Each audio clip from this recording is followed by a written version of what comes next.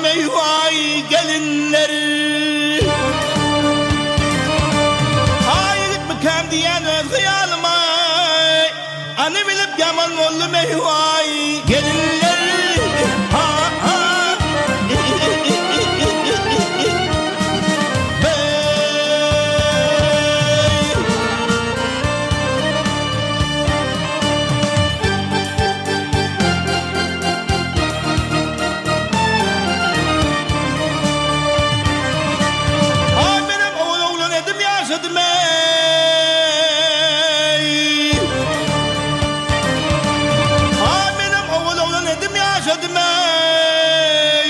Yigit bolup cahillere vabaş edip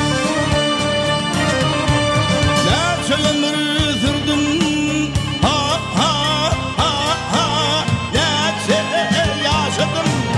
Kıpkırın doğası alhep uzandım. Gelinler köydüm eyvay gelinler.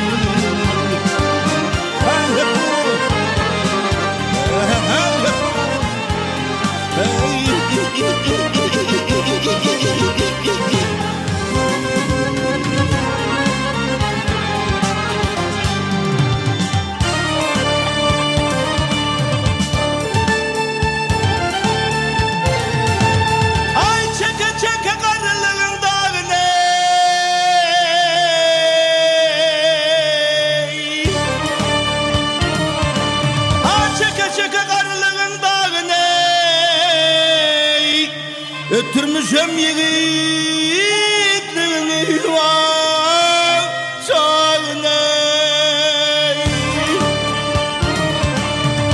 Siz görüp tümür sakkalımın ağını, anı bilip yaman oldum eyvay gelinleri.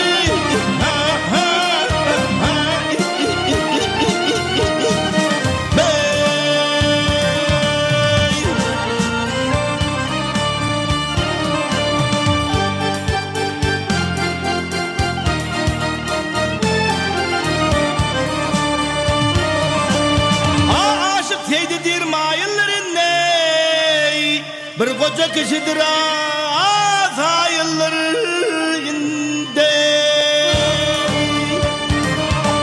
Ne çevir etseniz ha ha ha ha mayıllarını.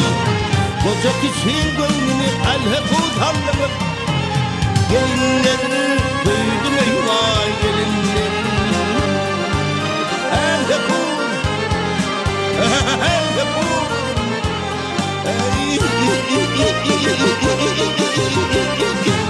gelinler koydum eyvay gelinler. Bahar